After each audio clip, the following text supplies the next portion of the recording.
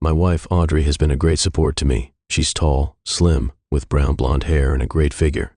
When we first met, her eyes lit up like a child on Christmas morning.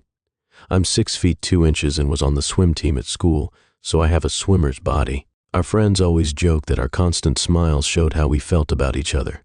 The sex was amazing for the first 2 years we were together. That changed when Audrey made a mistake with Brad, who is. Ines is a basketball player. I got loads of messages and pictures of her and Brad from a party where they ended up kissing and disappearing into his room the next day. I confronted her and she admitted everything. She said she'd got drunk and made a stupid mistake, that she only loved me and was sorry. Most of our friends said it was a one-time thing and that I should forgive her. After 2 weeks of anger, I did, but I warned her it was her only chance. Looking back, I think I was too lenient. The person who told me to forgive her ended up in a bad relationship, while those who said to leave her are now happily married. I became a programmer, and Audrey got a job as an administrator. We married and had 2 kids, Matt and Marcy. Life was good until Audrey started working in real estate, which meant long hours and less time together. I remembered her past mistake and installed monitoring software on her phone and a recorder in her bag. I soon discovered she was having sex with a guy. I was heartbroken, but I clung to the fact that their conversations lacked affection.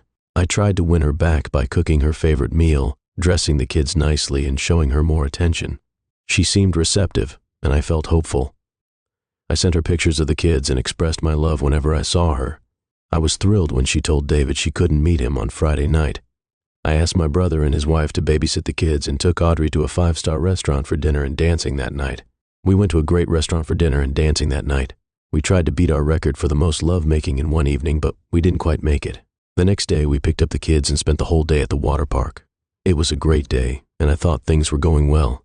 However, Audrey's text to David on Wednesday morning was a shock. She said she was looking forward to seeing him and missed him. I realized she was lying and that everything I thought I knew about her was false. I realized that everything I thought I knew about her was wrong. I decided not to listen to her excuses or let her deceive me anymore. Audrey had betrayed me and the children, even if she hadn't formally ended things with us. I saw David's face when I activated the camera on Audrey's phone using the monitoring program. He was a colleague of hers whom I had met at her office. I realized that violence wasn't worth it. I decided to remove Audrey from our lives and exploit her. I decided to pursue primary custody of the children. I wanted to show everyone how she had chosen her lover over us. The following week, there was a concert by Marcy's group. I moved a reminder on Audrey's phone calendar to the day after the event. When I confirmed she was at her lover's apartment during the concert, I left her a message and pretended she had missed it. Marcy was upset, but I reassured her that adults sometimes get busy with work. Audrey was always late when we got home. She smelled freshly showered, even though she was still in work clothes. She tried to make amends with Marcy, who eventually forgave her but said she couldn't miss the next concert. I wondered if Audrey was genuinely remorseful or just afraid of being exposed. I noticed Audrey and her lover meeting at a small restaurant known for its Scotch eggs. I mentioned this to my father. I made a reservation for Wednesday, which is when they usually go there, and made sure Audrey was still in the office. I went to the restaurant with my in-laws. We got there just after her, and I saw Audrey sitting in the back with her lover. I said, "Do you want to sit in a booth or at a table?" Audrey looked up, eyes wide, and moved away from her lover. He looked puzzled until he saw us and tried to shrink in his seat. Audrey rushed over. "Mom and Dad, what are you doing here? We heard about the amazing Scotch eggs and decided to try them." Dad smiled, happy to see Audrey. He leaned in for a hug. "Audrey, they're really great. Why don't you join us? My colleague and I are sitting right there." Audrey pointed to a booth where her lover was waving. His face was red. The smiles on my in-laws' faces disappeared. Laws's face fell. "We wouldn't want to disturb your business lunch," my mother-in-law said, staring at the lover. "No problem," Audrey replied, smiling. "We're just grabbing a quick bite before heading out to show a property." It was a tense lunch. After the lover shook hands with everyone, Audrey did most of the talking. My mother-in-law frowned at her food, and my father-in-law stared at the lover without saying a word. I asked simple questions like how long he'd worked there, and how a nice guy like him was still single. My favorite was when I asked Audrey if she should introduce her sister to him. If it works out, we could be related. Audrey's smile was tense. The lover finally said no. "Thanks, I have a girlfriend. Is it someone we know or a secret?" I asked. "She's in a bad relationship and trying to get out of it.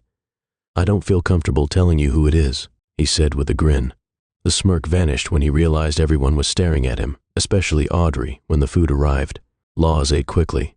I only took a few bites of my Scotch egg. Audrey noticed and asked, "Is the Scotch egg delicious?" "I've lost my appetite," I replied, staring at her. Audrey's mother waved to the waiter and gave him a $100 bill to pay for everyone. She jumped up saying she needed to go to the restroom. Audrey's father took the change from the waiter, stared at the lover like he was something smelly, and went to the restroom without saying a word. I said to Audrey and her lover, "Sorry to interrupt your business lunch. I'm sure you have plans to discuss and people to deceive." I got up to leave the restaurant. Audrey chased me to my car. "It was nice to see you at lunch. We'll discuss this at home. Your parents will be here in a second." By then, I saw Audrey's parents almost running to the front door, not looking at the lover.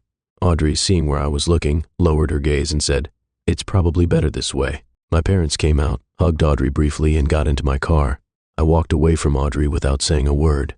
Neither of us spoke the whole way home. When I dropped my in-laws off, I said goodbye as usual. I said goodbye and left.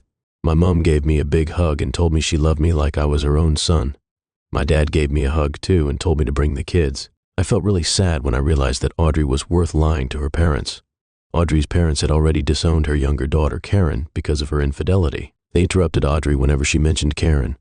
One Sunday, Karen tried to sneak into her son-in-law's house.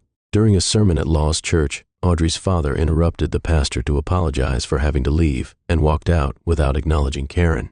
That evening, Audrey returned home with a story about how a dinner meeting with her lover secured a big deal for both of them. "It's inappropriate to go to dinner alone with an unmarried man. I don't want you near him anymore." I told her, "Honey, I'm sorry if it bothers you. I won't go to lunch with him anymore. Don't worry about him. We made a great deal." Audrey said, "I told Audrey I would sleep in the guest room until she properly apologized to me and her parents. Remember when your sister got caught cheating?" Audrey was clearly alarmed. "You're making a mountain out of a molehill," she said.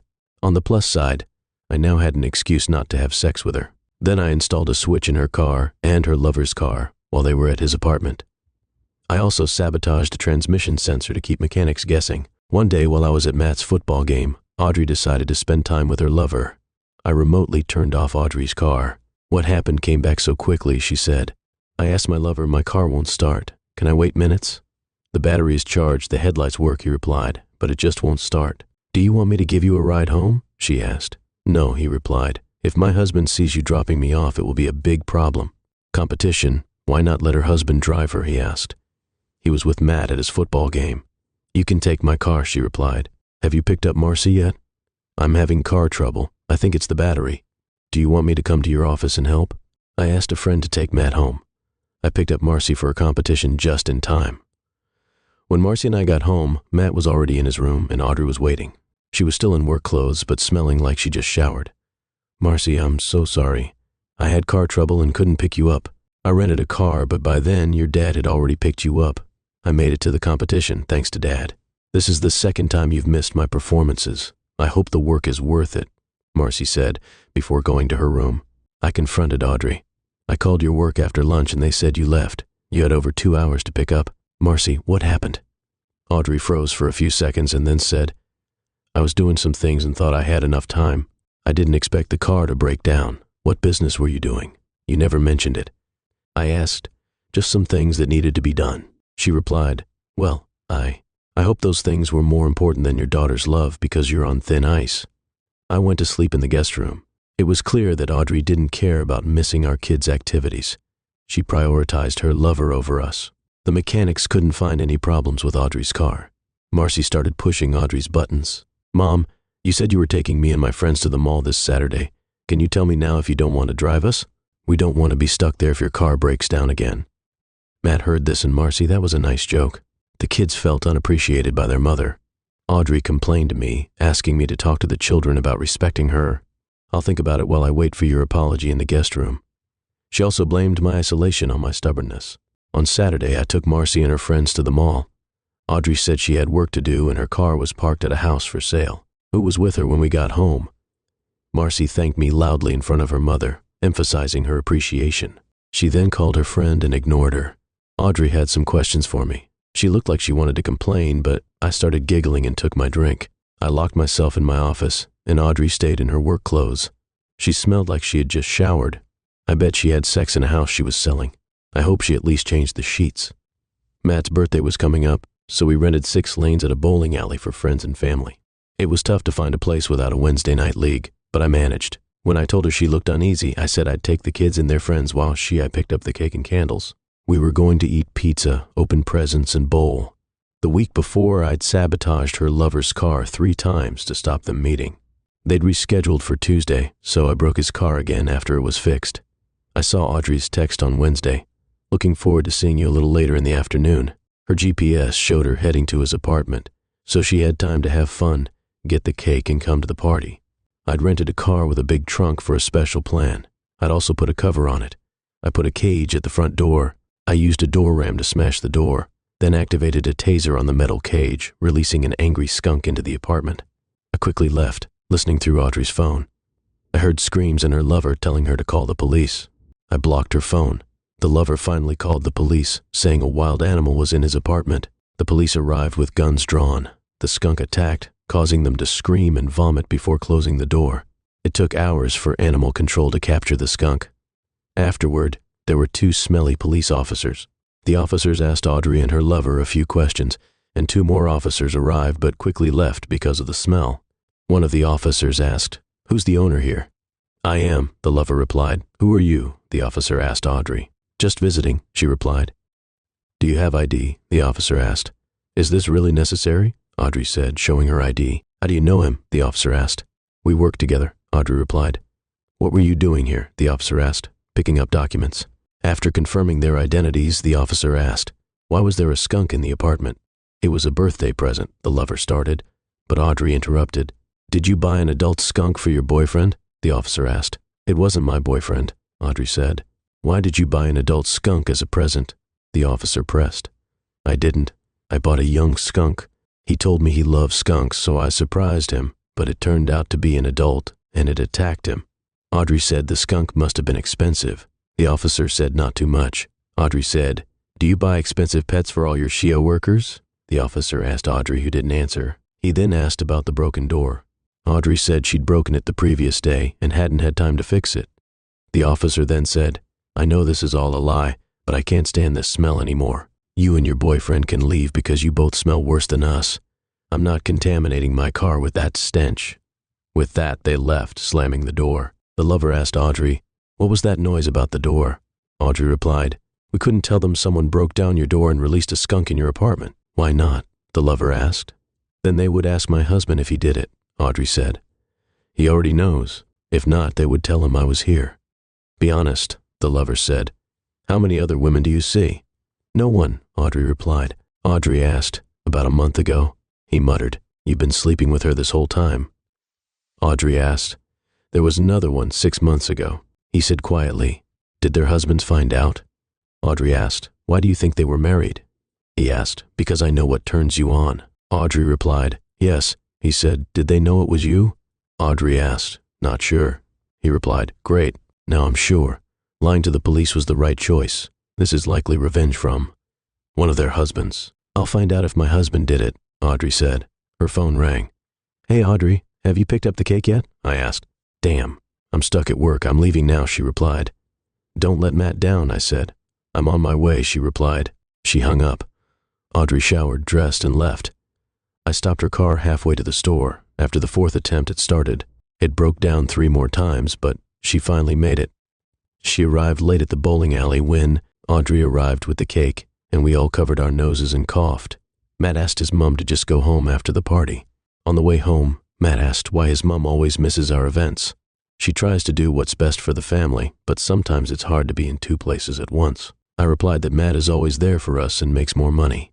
Matt said, "I have a more flexible schedule, so it's easier for me to be with my favorite skunks." I said, "It's not funny, Dad." Marcy said it'll be funny when you tell your friends at school tomorrow. I replied that we had to throw away the smelly cake, which the kids found funny. I was glad to sleep in the guest room that night. A few days later, I saw Audrey sniffing the upholstery in my car. She looked like a mouse searching for cheese. I followed her upstairs and recorded her sniffing my shoes. I never asked why her dog didn't smell like a skunk. 2 Saturdays later, I told everyone I needed. I went to the hardware store, but no one wanted to come, so I went alone to the lover's apartment. His car was there, so I knocked on his door. "How can I help?" he asked. "Actually, I think we can help each other," I replied. I'm Audrey's husband. Can I come in? I asked. His face paled as I pushed past him and sat at the kitchen table. I'd like you to sit with me, I invited. The place smells like fresh paint and skunk, and it has all new furniture. I know you've been with my wife Audrey for over 6 months, I said. He said, hey man, we're just friends. I replied, would it help if I showed you photos and videos of your get-togethers? He asked, what are you talking about? I said, I don't know what you're talking about. He replied, no nonsense. I know you're sleeping with my wife and I have proof. I said, I don't care about you. I care about what my wife does. I continued, instead of hiring a detective to get dirt on her, I offer to pay you for it. I said, you want me to make a video of me having sex with your wife? That'll cost $2. He said he thought about it for a minute. For a video of me with your wife? Are you serious? I also need written consent from you that you took the video and allowed me to use it. If you have so much evidence, why do you need a video? 0000, and I won't tell the other husbands about their wives. I'll even pay for a spa day for you and Audrey at a hotel, I offered. He looked at me carefully. Make it $3, $2,000 and we're all set, he said. Don't tell Audrey. I'll arrange and pay for the spa and hotel on Monday. I'll call to set up a time to get the video and pay you in cash. Sounds good. Make sure her face is visible in the footage. I'll send the signed form today and call you Monday. Then he left and continued. On Wednesday evening, I told Audrey I have a conference this Saturday. Is that a problem? No, it looks like it will be a relaxing weekend. Have fun. On Monday night, I called her lover and picked him up. I didn't want to be recorded. I took him to a quiet rest stop and checked him for any recording devices. Then I got back into the car and asked him, do you have what I need? Yes, he replied, handing me a flash drive. I checked on my laptop and confirmed that this was exactly what I needed. Do you have the consent form? He handed me an envelope, which I verified. I took a photo and sent it to myself. I then handed him an envelope of cash, and he counted the $100 bills twice, smiling. I'll need another video. Just let me know. It was the easiest money I ever made, he said on Tuesday. I told my brother and his wife what was going on, showing them a short video, photos, and a list of Audrey's dates, highlighting missed family events. I did the same for Audrey's parents and my parents, asking everyone to ignore Audrey until I gave the okay on Wednesday. While Audrey was with her lover, I explained to the kids what was happening. She's infatuated with another man, and I'm not sure if she still loves me. They asked if we would get a divorce. I said we would discuss it with their mother. She's going to her boyfriend's house today. They both shouted, is she there now? I replied, yes, I can show you the GPS tracker on her car outside his apartment. Mara asked, is this why Mom misses our events? I showed them the dated list with missed events highlighted. I also showed them the GPS tracker on Audrey's car, which revealed where she was on Marcy's concert and Matt's birthday. They were really upset when they saw what time she left the office and her lover's apartment on Matt's birthday. Marcy said, I told them the most important thing is that I love you both. This is a problem between your mother and me, and we will. We need to do everything we can to stay a family after crying, hugging, and talking for half an hour. Audrey walked in and saw our expressions. She looked worried. What happened? She asked. I told her, children, go to your rooms while Mom and I talk. She gave me a hostile look and went to their rooms when the doors closed. I asked, Audrey, what's going on? She asked, trying to stay calm. Audrey, I know you're having an affair. Oh God, no, that's not true. I would never cheat on you. Why would you say that? She said, tearing up. If you won't tell me the truth, this conversation is over, I said firmly. This must be a mistake. Someone thought they saw something. That's not true, she replied, trying to sound convincing. Okay, we're done for today. Think about what you're doing to this family. We'll discuss this tomorrow. Until then, don't talk to me or the kids. She fell silent. I heard her talking quietly through Marcy's door, pleading, Marcy, what did Daddy tell you? It's all a mistake. Please open the door so we can talk. Marcy texted me and Matt. Can you make her go away? I'll try, but she just denied the affair, so there's no point if she's lying. I replied, perhaps you're mistaken, Marcy. I replied, I have pictures of them unclothed together. Marcy texted, oh, was all. I opened the door and Audrey looked at me, her eyes pleading, please leave the children alone until we resolve this. You're making it harder for them. I said, but I want to know what you told them. Audrey insisted. I told them the truth. You have. Another man. This is between us until we sort it out. Leave the kids alone. I went to her bedroom and cried all night. The next day I was at the kitchen table waiting for Audrey when she came home. The children were with friends, I asked, and she nodded. I said, "Are you ready to talk about your affair honestly?" She nodded again. "So, what do you have to say? It's all a misunderstanding." I said, "Yes, I had an emotional connection. We had lunch several times, but that's all." "I love you," Audrey said. "If you lie, this conversation is over. We'll talk on Saturday at 9. The kids are staying with my parents. Think about what you're doing to this family," I said, leaving for the guest room on Saturday morning. I had breakfast with the kids at Audrey's parents' house. When I returned, Audrey was at the kitchen table. "Are you ready to talk honestly?" I asked. She nodded. "Did you tell?" "My parents?" I asked. "Have you told them, your brother and his wife?" I asked. "How could you do this to me?" Audrey asked, her voice quivering. "You lied to me, the children and our parents. You kissed him a couple of times, that's all. Now you've turned our parents and children against me," Audrey said. "You still refuse to be honest, so I'm going to have to end this conversation. The children will stay with their grandparents. I'll live in the guest room and work from home. We'll talk on Tuesday after work. Think about what you're doing to this family." I said goodbye and left the house that night after returning from dinner with my parents. I told Audrey we'd talk on Tuesday. I went to bed. Audrey's friends texted asking me to forgive her, calling it an innocent mistake. I made a video call and showed them evidence of the affair. They quickly apologized and hung up. I don't think Audrey heard from them again. On Tuesday evening, Audrey came home exhausted. She'd picked up some pasta from our favorite Italian restaurant and made me a plate.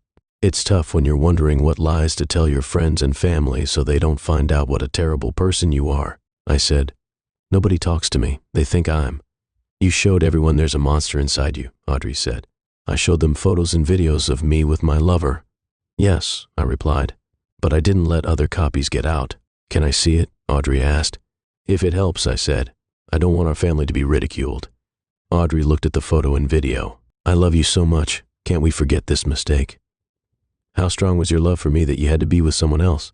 You trusted me and had fun with me, but you left most of the financial and family responsibilities and all the trust on me while you partied. I said you stole my love by giving yours to someone else." "How long have you known?" Audrey asked quietly. 7 months. I replied. "Why did you wait so long?" She asked. "I hoped it was a one-time thing. I made a mistake. I always say I love you, so I should have been honest with you from the start. I'm sorry.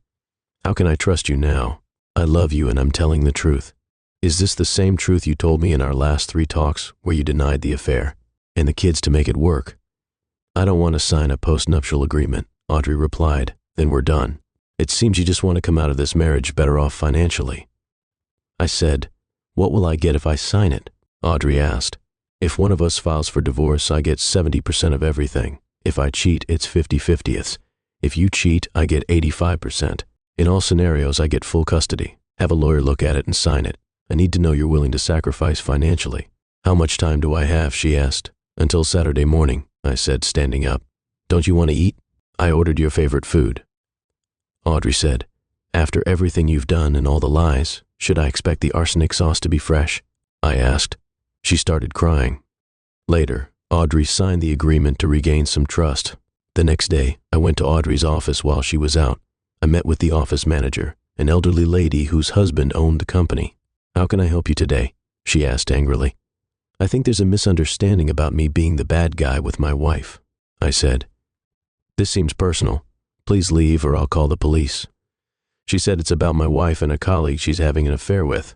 "I don't want to be accused of anything. I doubt you do either. Thanks for the info. Can I leave a photo?" "No, I don't want this passed around." First, I apologized and said we wouldn't discuss decisions that negatively impact our marriage or children. "Have you signed the postnuptial agreement?" I asked. She said, "Yes, I have," handing me the envelope.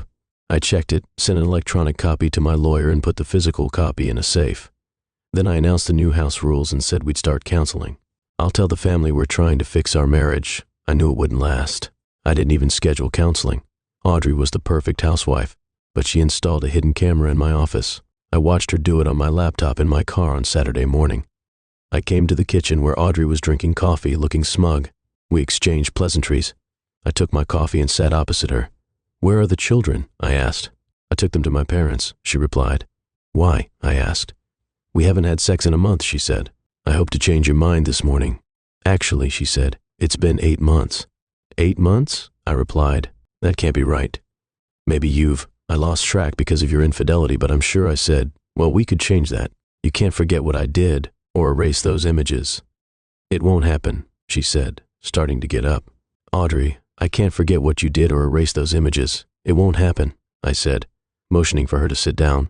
Fine, be stubborn. I did everything you asked and you still treat me like a leper, she replied. I want more respect, Audrey said. Is this how you want to handle it? Yes, I replied. I deleted all your copies of the videos. I even deleted the ones in the cloud and destroyed the flash drive. We'll have dinner at my new place without you, she said, walking to the front door. Her sister came out of the dining room and they left together for 2 months. Audrey worked on her parents and children, claiming I never had any records and photos were photoshopped.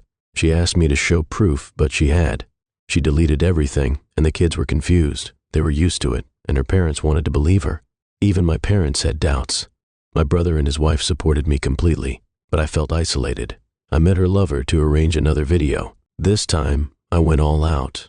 A hotel room on the beach in Florida, first-class tickets, and $5,000. I paid $0 for the video, and I made sure it was recorded on the balcony. The lover asked for more money for an expensive restaurant. Audrey and Karen were excited, so I bought another first-class ticket for Karen. 2 weeks later, I watched the new video with the lover in my car. Everything was as I asked. I encrypted the video and uploaded it to the cloud. I uploaded the video to the cloud and encrypted the flash drive. The lover asked for his money, but I had questions. Did you approach my wife first? I asked. Not really, it just happened, he replied. Who mentioned the lovemaking first? I asked. She did, he replied. As we drove back, I asked how many women he'd seduced in town. 7, he replied, listing them. All of them were married. I turned off the recorder in my pocket. I wanted to see something crazy. I accelerated to 70 miles per hour. Hey man, what are you doing? He said, sorry, this is the crazy part.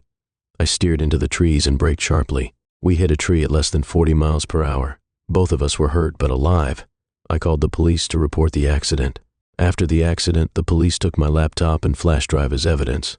I went home and was sick for a week. Audrey found out about my accident when she learned of her lover's end of life. She called trying to get information, but I acted clueless. The next day, the police questioned me about. I told the police that I knew about the affair and that I'd given the deceased money to stay away from my wife. However, he demanded more, which led to the accident. Some people think I deliberately crashed the car to eliminate him. I left soon after I had the opportunity and motive, but who really knows? They put their lives at risk to get rid of someone by crashing a car into a tree a few days later. Audrey called to talk about our marriage on neutral ground with her sister there to make sure everything was okay. I don't want this conversation recorded. Let's meet at a hotel. I agreed, but said I'd choose the room number. She brought up safety, but I didn't want the conversation recorded either. We agreed to meet at a hotel on Saturday. I followed Audrey and Karen to a hotel.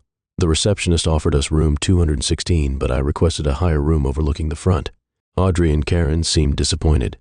They probably had to pay again to get their recording gear from room 216 in the elevator. Karen was flirting with me, pressing up against my side. I told her the discussion was just between me and Audrey. Karen, who usually stayed away from me, seemed different now. The hotel room was standard with an office desk chair, chest of drawers, and a queen. Audrey asked, "What now?" "Take off your clothes." Completely unclothed. "I don't trust you, and you don't trust me." "Audrey, look at Karen. That's my sister. I don't want you to see her unclothed. Come on. She doesn't have anything most people in this town haven't seen." Karen stuck her tongue out at me, revealing a piercing. Okay. Audrey agreed too easily. Get completely unclothed. Once she was unclothed, I knew what her goal was. I came prepared. Audrey and Karen began undressing. I quickly undressed and folded my clothes on the desk, placing a pen behind them. The pen matched the hotel pen exactly, but it had a hidden camera. When Audrey suggested the hotel, I visited every hotel and motel to get a free pen. I hollowed out a pen to fit the camera, making it heavier than a normal pen. I put my clothes in the bathroom and kept an eye on Audrey and Karen undressing. Then I walked back to the table and sat down. Audrey and Karen were on the bed, and their clothes were beside them. "Now that we're all here, let's get started," I said, trying to ignore Karen's attractive body. "Audrey, I want to have a serious conversation in a few minutes. Then we'll know what this is really about," she said. I replied sweetly, "I love you, darling." "Yes," Audrey said, "but like your favorite pair of shoes, you know that's not true." "I really love you, Audrey," I said. "Sure," I replied, "but as long as your credit card works." Audrey, I said, don't be so sad. Our marriage is strong enough to handle this. Rose, I said, don't be so sad. Our marriage is strong enough to handle this. You used all our strength to repeatedly stab me in the back, and now you want me to turn my back on you again. Back, don't be so melodramatic. It was just a mistake, Audrey said defensively. It'll end in divorce. Darling, don't be like that. It was just a little mistake, Audrey pleaded. Audrey apologized. So, you mean when you first denied it? When you called it an emotional connection? Or the third time when you admitted to just kissing him? You only stopped lying when you saw the photos. But that won't stop you from lying about other things, will it? I challenged Karen, noticing Audrey's reaction. We don't want anyone to say something they'll regret. How many boyfriends and husbands have you deceived, Karen? How many married men have you seduced? I asked Audrey quietly. I'm sorry for what I did. I know feeling guilty isn't enough. I need to help you feel it properly. Audrey replied, It's not that bad. What's the difference between you and a con artist? You gained my trust to deceive me. I said, I didn't deceive you. Marriage is a contract of fidelity and trust. You broke it, Audrey argued. I kept my end. It was you who betrayed me. I countered. You forced me to sign that post-nuptial agreement that was unfair. It's unfair, Audrey complained. If I get a traffic ticket, I pay the fine. If I cheat on taxes, they take my money. If I drink too much, I go to jail. Cheaters should face consequences. Marriage is about raising a family and being faithful. Otherwise, what's the point? I explained that Audrey was speechless. Do you know how many marriages that start with infidelity last more than a few years? Was it your plan to divorce me and marry your lover? We'll never know. Right, Heen's dead, I said, striking a nerve. Audrey's face twisted with anger. I deleted all your evidence. You can't. Don't try to control me. Our parents and children don't know who to believe. Was it worth it? She spat. I didn't destroy this marriage. You did. I'm just stating the facts. The end of life is near. Audrey angrily said, Maybe I wouldn't have slept with someone else if you paid more attention to me. Why should I? You didn't pay any attention to me. Did you get rid of him? Audrey suddenly asked. I smiled at the camera hidden in the pen and said it was an accident. How could you do such a thing? Audrey tried to provoke an emotional response, but I stayed silent. Audrey's eyes filled with tears. He was a good guy, so I let some anger seep into my voice. I said, Oh, you mean those guys who seduce other people's wives? Audrey, in tears, said, But you still love me. I know that. Or at least you love me. Real love is a privilege most people never experience, even in marriage. You had that for me, but all I got was your desire for a husband, money, and fidelity. You threw away real love for vulgar passion. Millions will desire you for passion, but no one will love you like I did. After what you did to your family and me, I said with finality. Audrey was in tears. She quickly recovered and continued her plan, saying, I need a drink. I'll go to the bar and be back to talk like adults. Audrey got dressed and left as soon as the door closed. Karen said, You look delicious. Karen, now is not the time, she replied. Karen, your sister will be back soon. What she doesn't know won't hurt her.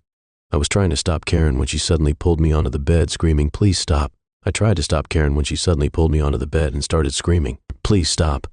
Audrey burst in, phone in hand, and asked, What are you doing to my sister? Karen cried, He attacked me. Make him stop. I sat back in my chair, looking dejected. Audrey wagged her finger and said, Here's how the divorce will work. No more postnuptial agreement. If you mention it, I'll send you to jail. You get 10%, and I get 90%. Full custody and support for life if you don't agree. This video will send you to jail, I replied, realizing I had underestimated Audrey. This was her main plan. Karen got dressed quickly and said, Come. 10 minutes ago, Audrey was crying over lost love. Now she was leaving with her sister, both laughing at me. I watched from the window until they left. Then I got dressed, took my pen, and left the hotel. The meeting went better than expected. The next day, Audrey was served with divorce papers, enforcing the postnuptial agreement. When she threatened me with her recording, I said, You didn't delete everything. If you blame me, I'll be free the next day and you'll be in jail. Audrey was smart enough to wait. We both hired lawyers. I demanded the postnuptial agreement be honored. I provided transcripts of all my recordings. My lawyer told her, as we were restoring deleted records and only had transcripts for now. After much negotiation, we set a court date. The question was whether the postnuptial agreement was applicable and if I had actual records. A few days before the trial, I sent forged letters. The CDC sent letters to Audrey and Karen saying her lover had AIDS and they should get tested. They were told not to have sex for 12 months until it was confirmed they were clear. On the trial day, the judge was unhappy with both of us. Audrey said the postnuptial agreement was signed under pressure and she never committed infidelity. She cried convincingly. I said the postnuptial agreement was created because she was an adulteress. Signed under divorce pressure, she broke the marriage agreement and was an unfit mother making the agreement. What evidence do you have that she committed infidelity? My lawyer asked, presenting video and voice recordings to support the transcripts. The judge inquired, why are you producing these now? We obtained the recordings after a long process. Audrey deleted the original transcripts. We recovered the data using a certified process. It was a long process. My lawyer explained that the judge then asked me if Audrey had deleted the posts. I said, yes, Your Honor. We have a recording of her confessing. I convinced Audrey that I had strict control over the videos. She thought she had deleted everything, but I had saved them in multiple places. Judges don't like evidence tampering. Audrey lied about never cheating and said I had no proof. I answered that I stood by what I said. The judge acknowledged it. The judge then turned to Audrey's lawyer and asked if the transcripts matched the recordings. Audrey's lawyer confirmed this and then said that he was not challenging the recording's authenticity. The judge noted that this answered the question of the recording's validity and nullified the compulsion claims. However, it did not prove infidelity after the contract was signed. The judge noted that my lawyer had intervened. Your Honor, here's the transcript of the final video and the video itself, which proves that Audrey was unfaithful after signing the agreement. The judge asked why this evidence was in police custody as part of an accidental end-of-life investigation. We weren't sure it still existed. My lawyer clarified, turning to Audrey's lawyer again. The judge asked, have you seen the video? There's no proof it wasn't recorded before the agreement. Audrey's lawyer argued that my client paid for the plane tickets for Audrey Karen and her lover and the hotel room they used. My lawyer stated that the judge asked me directly if I consented to my wife's affair. I replied that I never agreed or condoned her activities. The judge then asked me why I paid for their tickets and hotel. I asked my wife's lover how much he needed to stop dating her. He said $2,000, tickets to Jamaica, and a 3-night stay at a 5-star hotel. We agreed on a star hotel, and I bought ticket vouchers. He used the air show and hotel vouchers in Florida the following week while my wife was at a conference. I explained how we could be sure this was the right hotel. The judge asked, in the first photo you can see the hotel sign in the background. How did you get this video? I pointed out, how did you get this video? The judge continued, I paid for it when I found out about my wife's affairs. I asked him for proof and he provided visual evidence. I answered, why collect this evidence? The judge asked, why did you collect this information? I replied, did he know why you were collecting this information? The judge asked again, yes, several months ago. I explained, it was easier and cheaper to get testimony from him than to hire a private investigator. I paid him $500 for another video. I clarified that Audrey had broken the postnuptial agreement. If you need someone to testify about the video's authenticity and date, my wife's sister is right there. Everyone turned to look at Karen. The judge told me to stop swearing. I apologized straight away. He then asked if that was all I got from my wife that night. I said yes, but he provided most of the records you have today. He's been doing this for months, including hotel and airfare. I paid him about $3,000. Audrey looked furious. My testimony made her realize her lover had been recording their encounters to sell to me for the divorce for just $3. Audrey would have paid 10 times more to keep the video hidden, though I could see she was angry. She was calculating that if he had more, he would have produced it already. When I finished, I saw her make a hasty decision. She whispered to her lawyer, who then requested a break. We were nearing lunch when the judge allowed it. When we returned, Audrey's lawyer claimed they had a video showing me committing a crime and being unfaithful, which violated the postnup. Both Audrey and Karen were willing to confirm its authenticity. Audrey said my sister and I didn't want to put the father of my children in jail, but now I see how manipulative he is. The video showed the hotel door, someone screaming, "Please stop," and Audrey bursting in, showing me on top of Karen. Audrey screamed, "What are you doing to my sister?" And Karen cried. He attacked me. Audrey then grabbed her sister, her phone fell, and the video ended. What happened? Next, the judge asked, what happened next? I told him I locked myself in the bathroom and told my husband if he didn't leave in 2 minutes, I'd call the police. I also told him I uploaded the video to the cloud. Audrey replied, yes. The judge said, I see you're in trouble. I saw Audrey's parents looking at me suspiciously. The judge turned to me and asked, what do you say in your defense? My lawyer responded, we have a video to refute it. Let's see it. Audrey's lawyer tried to discredit the video. The judge said, you can present your rebuttal video. The judge seemed surprised by the video, but we couldn't see their rebuttal. Audrey's lawyer sat down, and Audrey looked pale.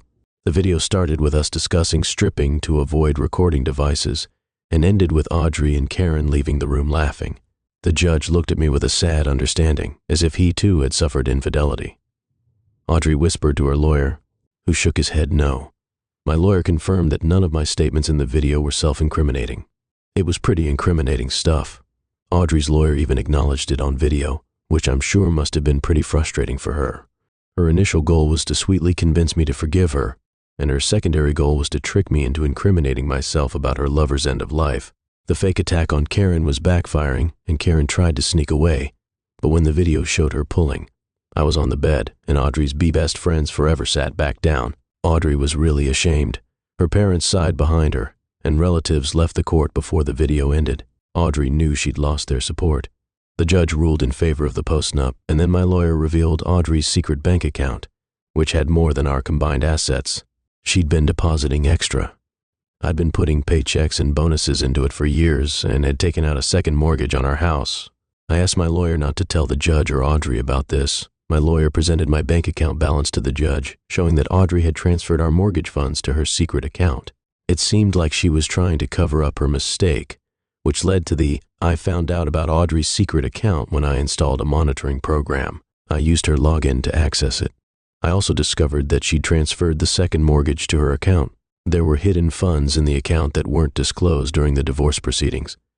There are specific laws that apply to these funds. The judge awarded me 100% of the assets and required Audrey to pay all of the attorney's fees. She also transferred all our property to her secret account, so I didn't have to pay her half the house value. The judge also sentenced Audrey and Karen to 90 days in jail for perjury. I received 95% of the property, full custody of the children, the house, 2 of our 3 best cars, and several years of alimony. She only got 5% of the money, which didn't even cover her legal fees.